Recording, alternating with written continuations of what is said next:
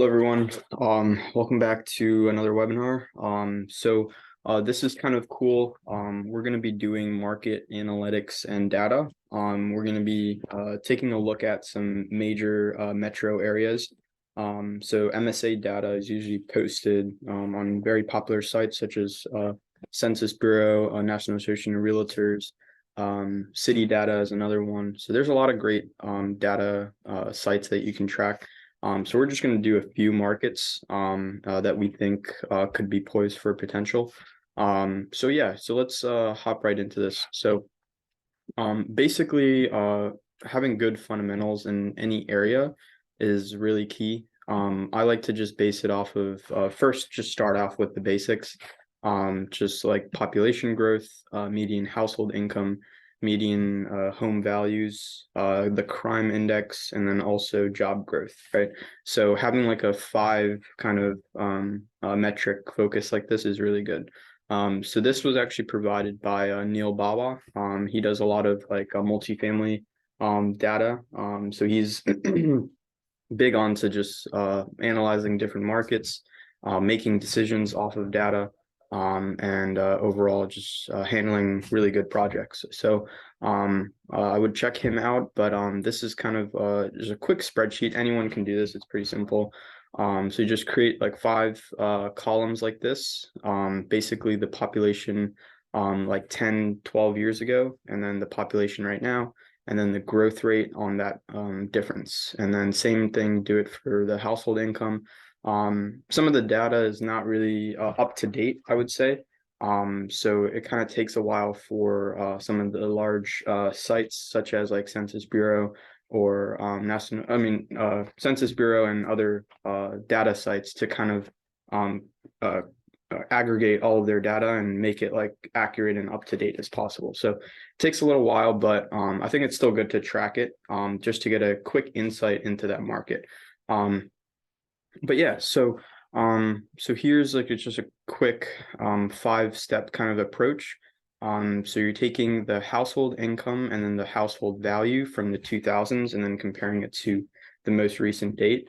And then you're also taking the crime index in the most recent year and 15 years ago as well. So you want to see good reduction in crime. And then for job growth, I would say anything over like 3% or 2.5 to 3% is generally what I've seen. So keeping that in mind. So let's just hop into the different sites that we use, right? So first off is just Census Quick Facts. This is a really great way to just get like basic insights into any market. For instance, how about we start out with just one market in general? So let's see. So we've been analyzing like some markets like in Virginia, South Carolina, a few in Tennessee, Ohio, and then Michigan is something that we have not done. But I think that's worth looking into. Georgia is another great market, Illinois and Indiana. So why don't we start out with just going from the top bottom, and we'll just pick like one market in each state. So for instance, we're from Pennsylvania. So we have a good amount of data from locally here. So we know like the Philadelphia region really good, the Conshohocken region, Allentown. So one of the markets that we feel really strongly about would be Conshohocken and Malvern. Both of those areas have seen a lot of growth as far as just like students. There's a lot of great colleges, and the Conshohocken area is just flooded with a lot of office and huge commercial high-rise buildings, right? So that's something that has developed like over the years. We've seen a lot more multifamily projects over there too. So why don't we do Conshohocken and Malvern just to start out? So here we go. Conshohocken Bureau, Pennsylvania, and then Malvern, PA. They don't have it. Okay, that's all right. So we can just use like another alternative site. such as city data. So oftentimes, like they're not going to get too local. Like census has a huge amount of data, right? They can't like track each and every like submarket, tertiary market like that. So it's okay if it doesn't pop up like that, but let's just start out with Conshohocken actually. So this also may not be accurate. So I would actually test this with another source, such as citydata.com. So let's do Conshohocken. Here we go. Okay. So, okay, it actually was pretty accurate. Okay. So obviously it's not the most highest population market, but it's still good to see this. So 9266 is the 2021 trick. Okay. We're gonna go back to that. 2010 is what we want, 7833. All right, so 18% is really good actually, given the small scale of that market. Then we're going to look at median value of owner-occupied homes, 344,800. So still relatively expensive. And then we're going to compare that to, so they don't post like the 2010 value like that. So it's better to just go here and find out what the household. So it says, that's the household income. Here you go, 114,200. So 114,200. Okay, so huge growth in property values. Now let's look at household income, which is down here. 112,212. Double check that with the other source.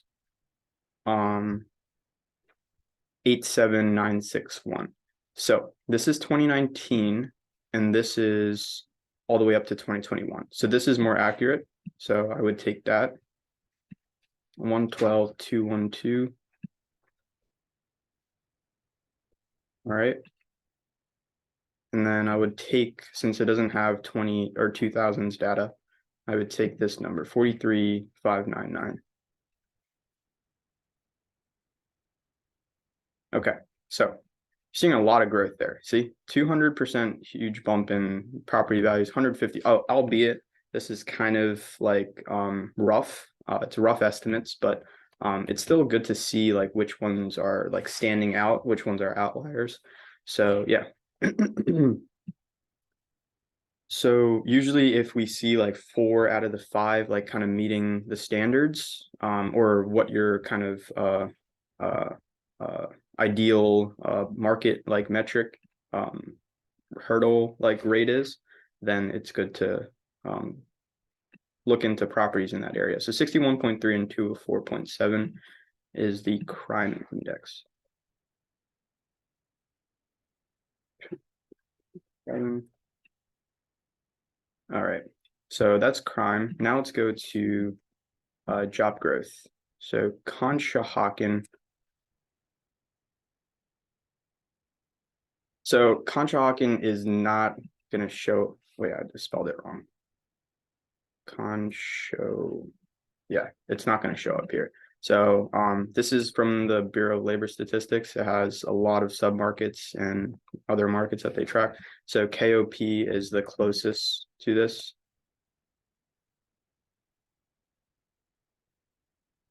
So they probably just say KOP. No, are you serious?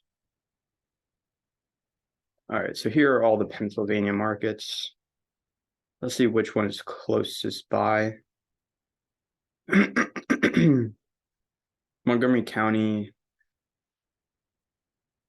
is pretty much where we are. I would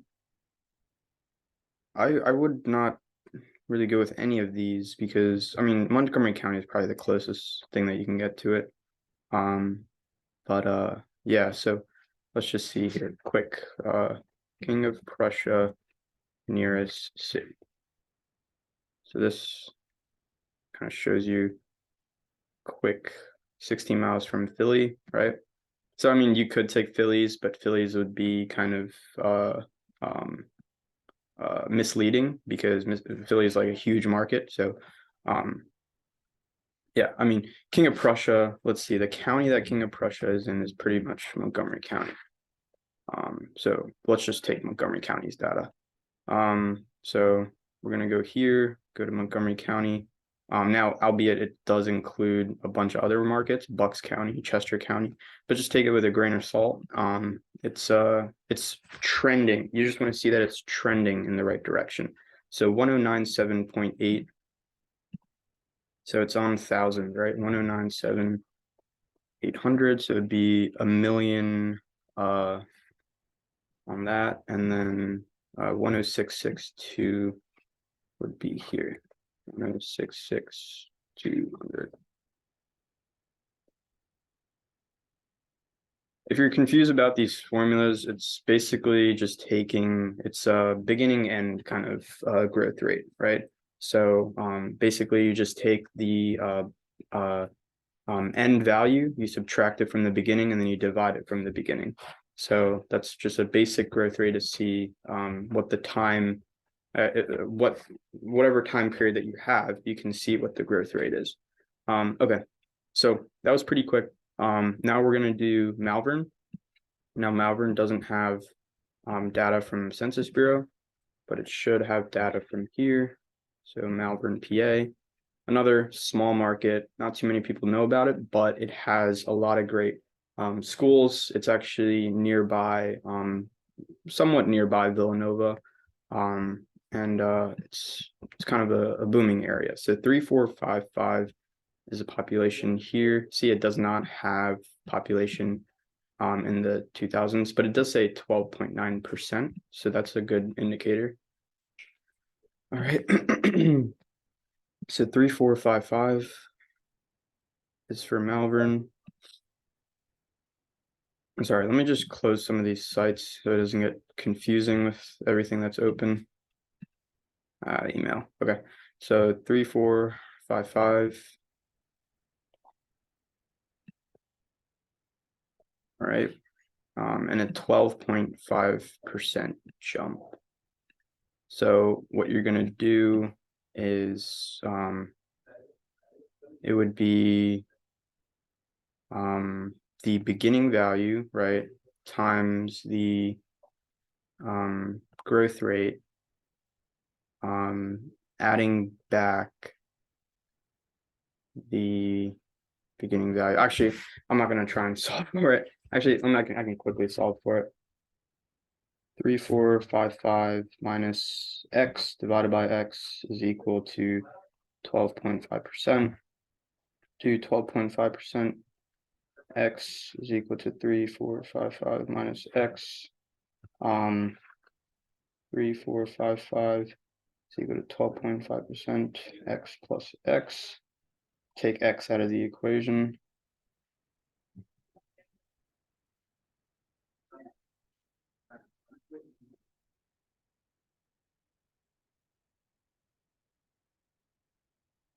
All right, so simple formula. It's just 3455 divided by 1 point. What was the growth rate on that? 12.9. 1.129. There you go. So 3060 is like that first population. Okay. So median household income 103,167. Okay. And we have 62,308. And then for household value, we have 392,365. Trying 392,365. And 156,500. Again, it may not have the population statistics again, since it's kind of a smaller market, Not too many people know about it. 33.4, 69.6, 33.4. Oh, no, that's the most recent. 33.4, 69.6. So crime, as you can see, is kind of bunched out into a bunch of notorious categories like this. So you just want to see a good reduction in like a 10 to 15-year span. If you see a good reduction, that's a good sign.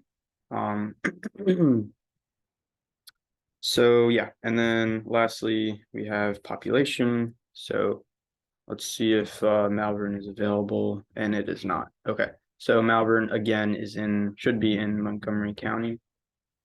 Oh, Chester County. Okay, so it's the same data point that we brought from there. So why don't we just copy and paste that into that? Perfect. Okay. So those were two markets. Again, you see that they're growing in population, they're growing in household income, household values. Crime reduction is slowly but surely getting reduced, and job growth is actually decent at close to 3%. So the smaller the scale, the larger I would say growth you want to see, just because it might be so it depends on the size of the city, right? So if the city is huge and you don't really see too much growth, then that's a concern. If it's still relatively small, but you're seeing like steady growth year by year, that's still a good sign. That means that development is happening, people are moving in.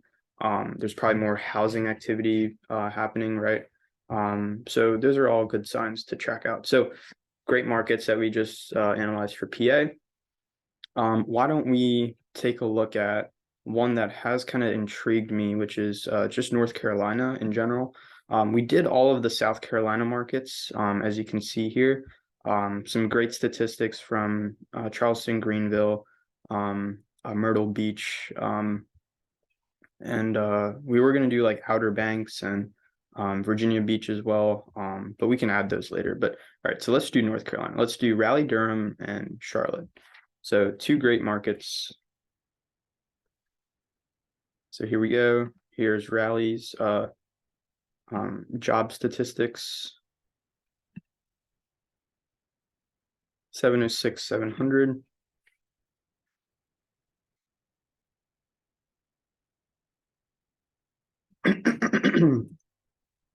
All right. 67 to 100. Again, I apologize if my voice is kind of out of it. Did wake up with a minor cold today, so it's getting chilly out here in Pennsylvania, but we're chugging along, right? So, all right, so that is Raleigh. Let's go ahead and get rid of that. Let's add Raleigh City, North Carolina. Now, another few metrics to just track out for would just be landlord-friendly areas, permit activity as well for contractors. And so for landlord-friendly activity, I mean, areas you can see, you can just Google search like the jurisdictions like rent control metrics, eviction data, right? So all of that kind of plays into whether it's a good area for landlords to have like a good leasing project, right? So yeah, so here we go into, I kind of lost track. All right, so Raleigh, 469,124 is the population metric.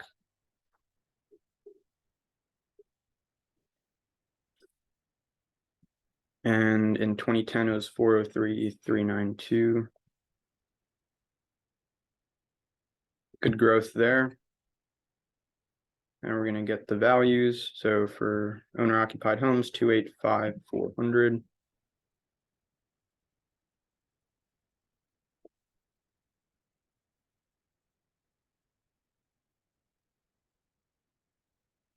And then in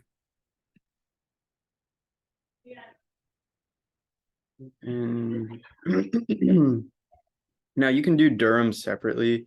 I'm just including it with Raleigh, just because it's kind of the same. It's right next to each other. But 152,400 is the value for that. So solid growth, I would say, for property values. Household income 46,612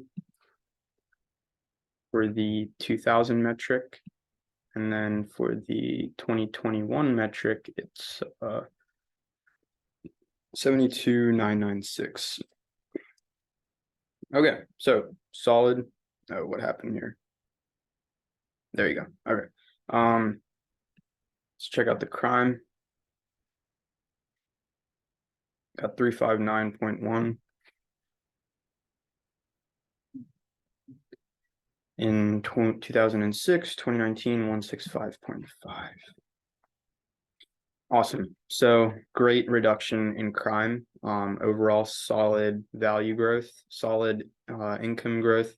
Now, albeit 56 is still relatively low over a 20-year span. So it's going around like what is it? 50%, like 20 years. Terrible with this. All right, it's probably like 5 or 6% per year. No, it's probably like 2-3% per year. All right, so overall not bad. Charlotte is the other major metro that we need to do. Now, I would just also like look at just Charlotte in general and just see like other submarkets that like it's surrounded by, you know? So like for instance, Charlotte is right underneath Rock Hill, or I mean, is right above Rock Hill, South Carolina, a very small metro which not too many people know about, but is literally benefiting from all of Charlotte's activities right here. So Rock Hill is one area to keep an eye out for. So yeah, I would just like look around here. So like Charlotte, I know it's known for just like the NASCAR history and other great types of historic areas, but let's see. So it's surrounded by a lot of nature preserve land. I see a lot of preserve areas here. Obviously, it's land dense. There isn't too many bodies of water. There's the Catawba River here. But okay, so Charlotte. So I would just zoom out, right? I would zoom out. This is Charlotte, right? This is all of Charlotte. So you have Rock Hill here.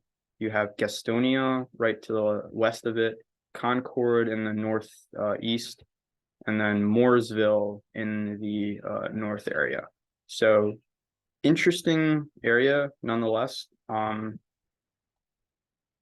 I think there are probably just like pockets of like tertiary markets where not too many people know about, only the locals kind of like because they're there, like they live there. So you never know. Like some of these Kannapolis, Concord, you never know which ones are benefiting from like increased population, more economies. Like if you watch just like the headlines of like, let's say Amazon centers being like established on big corridors, you'll probably want to invest in one of the markets because that's Amazon's got so many.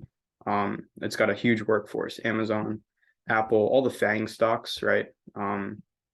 Facebook, Apple, Amazon, Netflix, Google. You see all those kind of formulating in and around the area. That's a good sign. Also just like a good diversity of economies. Like I don't want to see like more than like 30-40% of just one economy just dominating the area. Like I want to see good diversity because that just shows that the economy is going to be stable to endure like recessions and other economic downturns. But yeah, so this is that. Pretty cool, honestly. I mean, within there's the tertiary markets, like you got this Barclays Downs, East Forest, Mineral Springs, here, Woodford Green here. So some interesting areas that are worth taking a look into. Rock Hill, honestly, like I would really look into Rock Hill because there's a lot of activity there. It's in South Carolina, but it's literally bordering Charlotte, right? So I would definitely take a look into that. So yeah, that's Charlotte. Did we finish the data? No, we didn't even start the data. Okay, why don't we get into this? So household value was 3,131,500.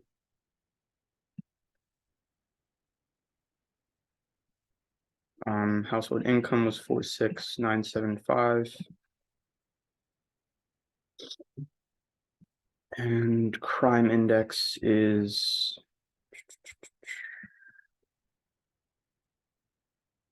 they don't have a crime index. Okay.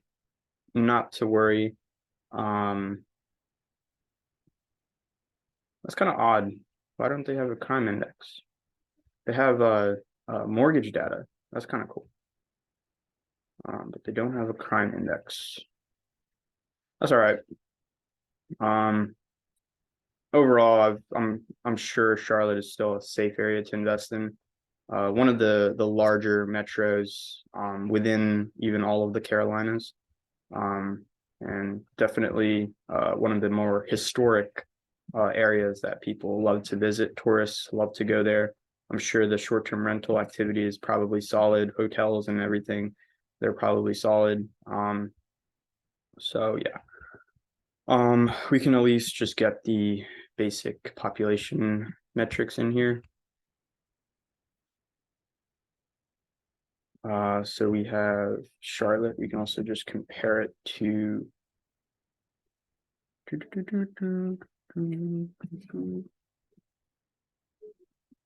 we add it? No, here we go. Okay. So 879,709.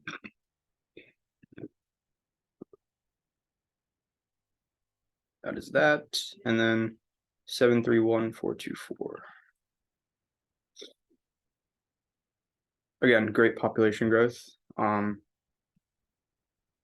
Household income is roughly 38 or 68,367.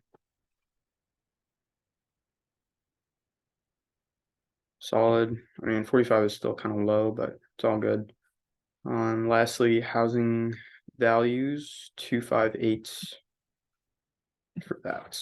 Okay, awesome. So, population. I mean, job growth.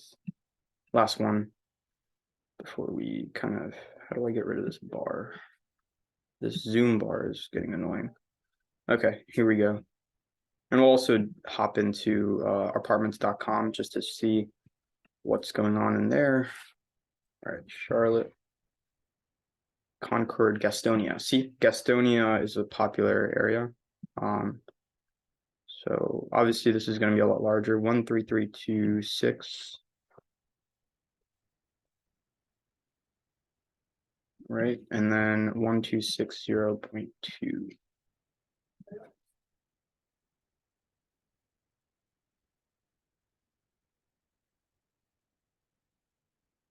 Awesome. So 5% population growth. Awesome. That's what we like to see. So yeah, I would just do like this preliminary just market data before even talking with the brokers, just to get a good sense of what you think, which areas you think could be like profitable, right? So obviously within real estate, your main goals are investing, owning land, operating and managing properties, right? Seeing it cash flow positive at the end of the day is the main goal. So you take that cash flow and you save it up, start to invest it into more real estate, right? That's how you kind of grow your portfolio. So that's kind of the main method within real estate. Obviously, you have the BRRRR strategy. Many people know that.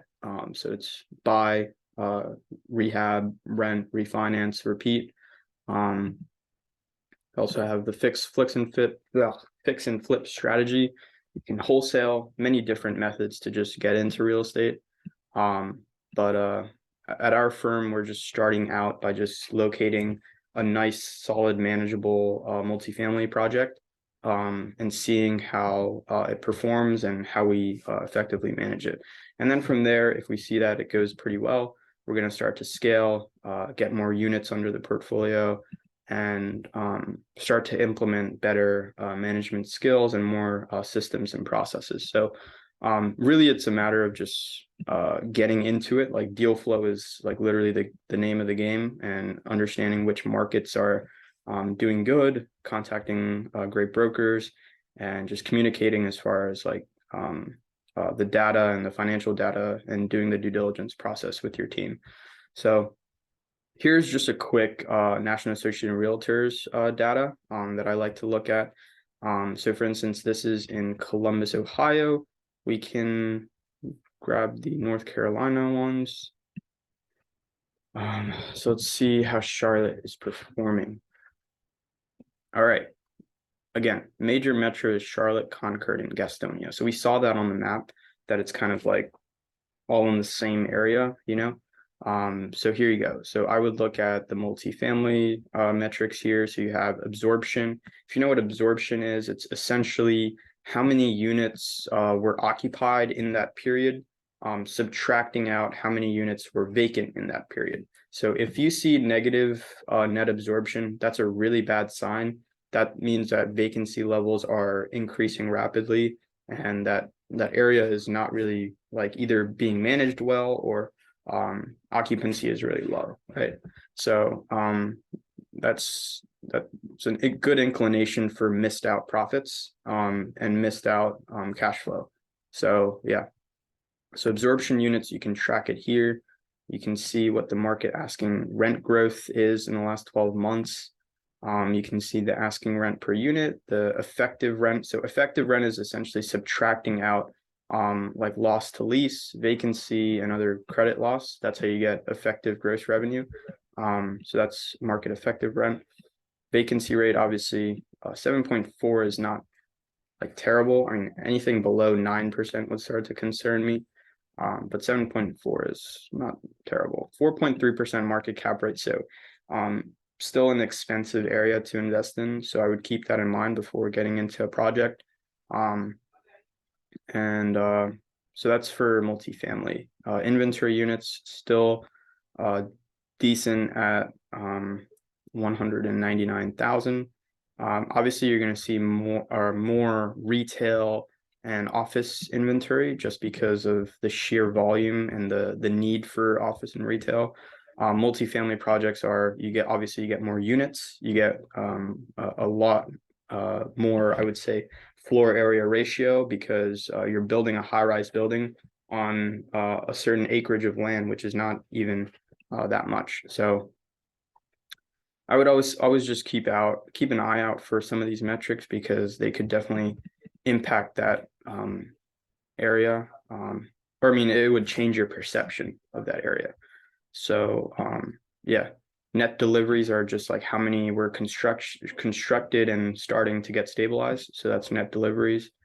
Market cap rate again. So compression of cap rates is a trend that you'll see pretty much now, since property values are steadily rising. It's harder to generate a good net operating income. So you'll see cap rates kind of compress slowly but surely. But it all depends how you kind of see that, because I see that as either property values just flat out increasing, or net operating income not increasing as much. So that's a good negotiation point, because you want to see good performance from your properties, right? So if you see a property which may not be performing as well, operating income is really low, you'll want to start to ask more about that and say, hey, is there a problem with the management? Where can I add value to this property if we acquire it? And how can we pretty much manage it better, right? So here we go. I'm just going to go into one Charlotte multifamily property. So we're going to go into just conventional lifestyle, Charlotte, North Carolina. let's just click into one, just click into one property, see what it's about. So they do a lot of good data. I would say apartments.com does great data. They do it across like the class type of the building. They also do it by the number of floor plans within that building. So studios, 1 bed, 2 bed, 3 bed. So really good as far as like providing good data. So you got some unique features. They list all of that.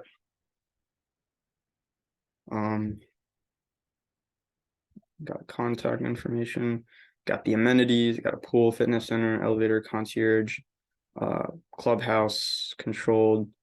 Concierge, if you guys don't know, is just like a butler, kind of a fancy name for saying it. Got some features, washer dryers in the units, which is an added bonus. Island kitchens, probably really nicely updated, honestly. So some amenities like this are good to keep an eye out for, because these are amenities that as a value add investor you want to provide to an apartment building.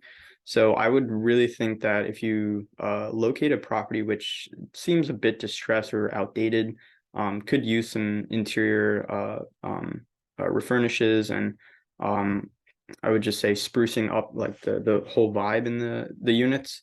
I would definitely keep an eye out for the different amenities that you can add. So like island kitchens are another one, in-unit washer dryers, updated floors, ceilings. If there's popcorn ceilings, you can get rid of those. And yeah, I would just get into like the different units of the property. Just also analyzing just like the HVAC system, the electrical, the plumbing, just making sure everything is working properly.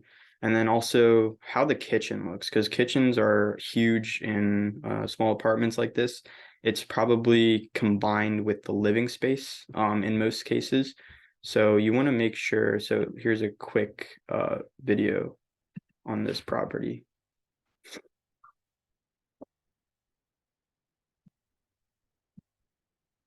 So here's a quick video that a lot of brokers may post to apartments.com just to entice more buyers. So you see very nicely like furnished in interiors. Also has a pool, amenities such as TVs, sitting areas. You got I guess a bowling lane. No, this is a gym. Yeah, this is a gym. I thought that was a bowling lane. What the hell? A motorcycle just hanging from like the thing. My gosh, this is like luxury at its finest. But yeah, this I would classify this as a class A. See this type of like unique feature like this, just a Harley Davidson motorbike just hanging from the ceiling. Like you don't see that every now and then. So something like that really draws like a game room to like pool, table tennis. People like to just relax after like a long day of work.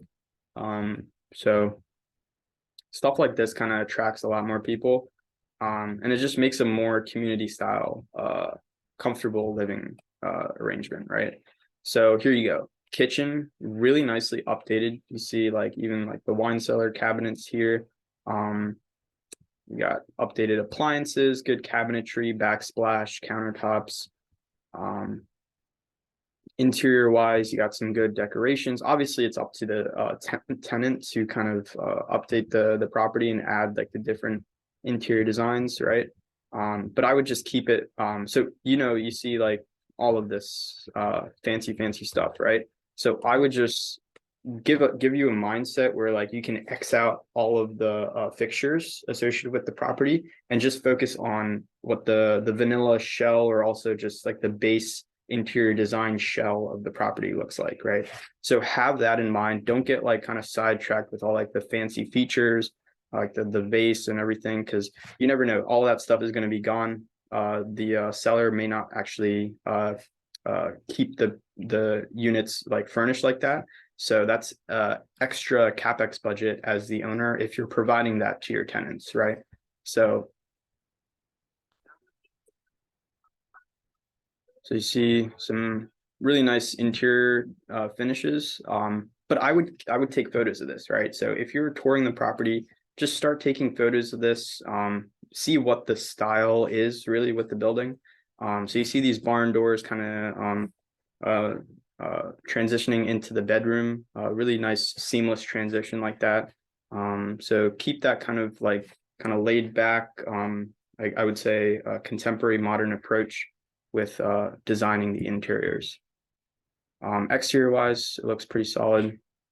So yeah, I would really consider this as a top class A style apartment building. But yeah.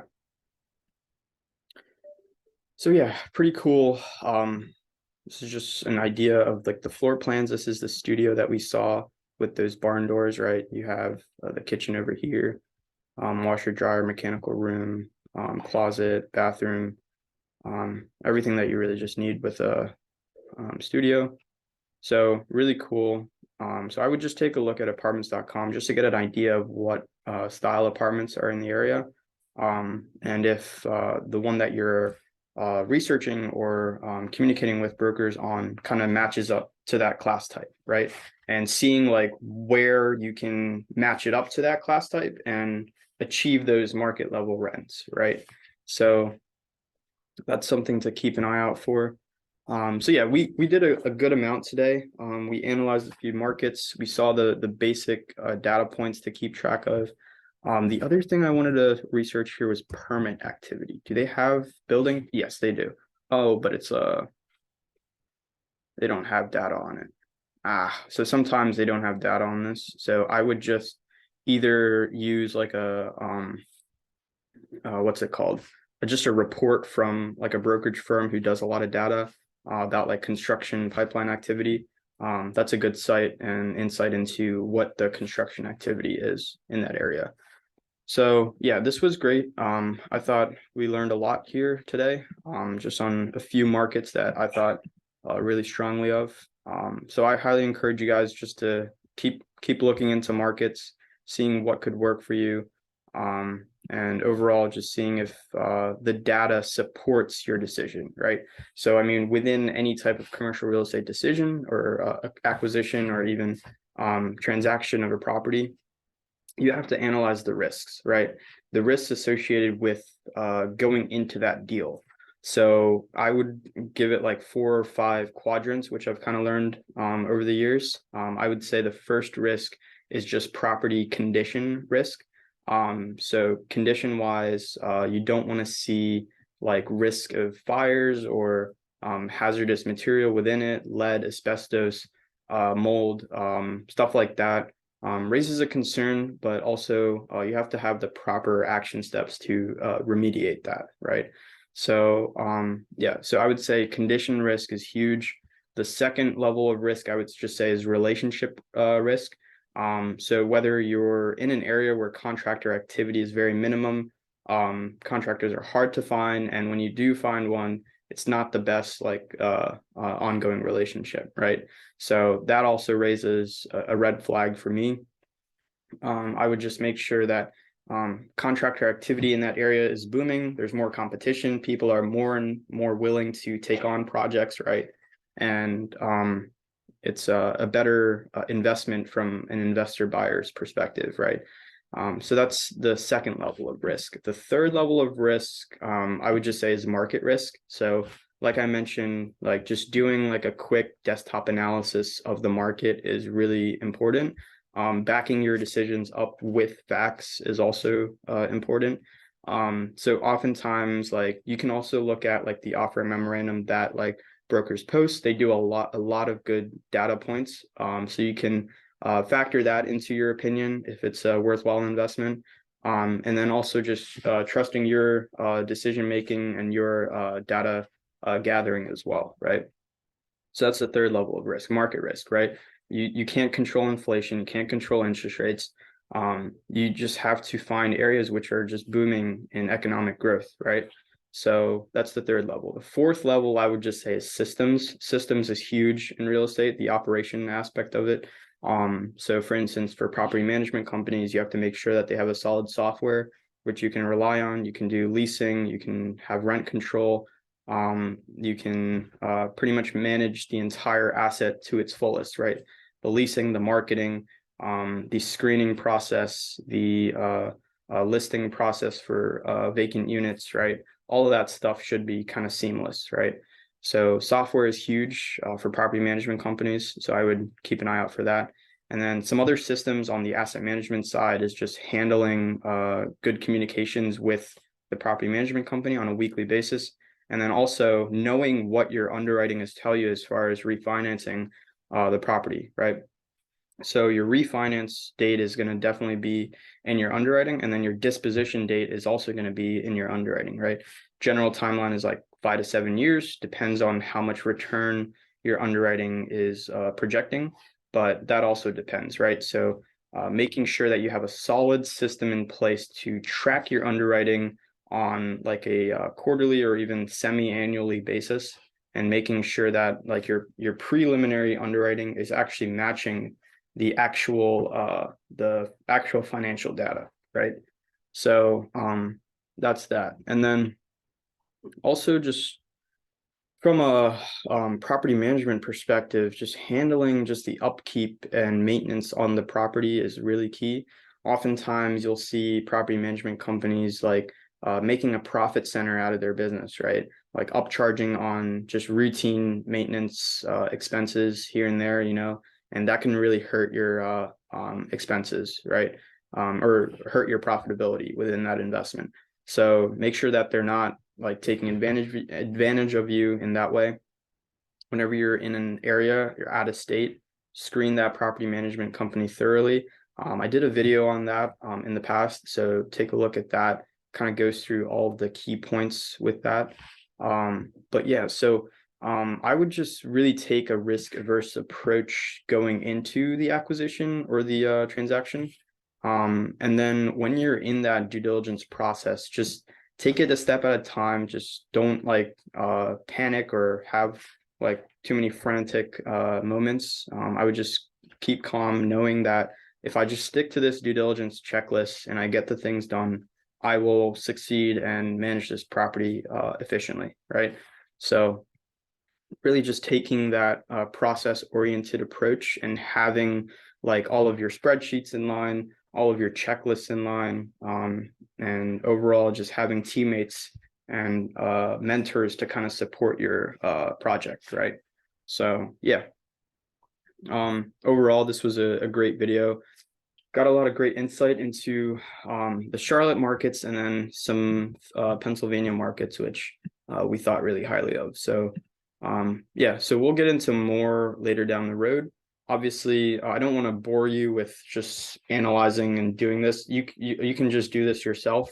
This is a very simple method. Honestly, if I could just go through all of these like 100 markets and just put in all the data and just see where like the heat is really, and just basing it off of that. But at this point, I kind of have like a good sense of where we're trying to invest. And when that point happens, it's really good to just keep following up with brokers and keeping good relations with brokers and lenders to bring your project to fruition, right? So yeah, I appreciate you guys listening to this. The other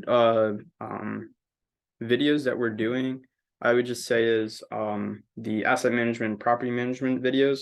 We have the underwriting videos, which I take you guys into some models, which are really good models for like different asset classes.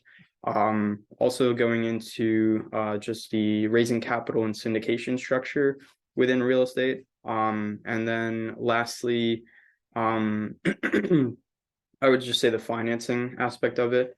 So knowing the loan offerings out there, knowing how to negotiate a term sheet, knowing when to negotiate a term sheet during like a transaction like timeline process. So I kind of have like a mind map where like I kind of see it's kind of a flow chart really about like the transaction process. So I'll show you guys that in future videos. But yeah, so this was a really good video. Hopefully stay tuned for more, a lot of interesting creative videos that we'll start to post, and it'll start to get more, I would say, immersed into handling and managing real estate. So yeah, I appreciate you guys watching the video. Stay tuned for more, and peace.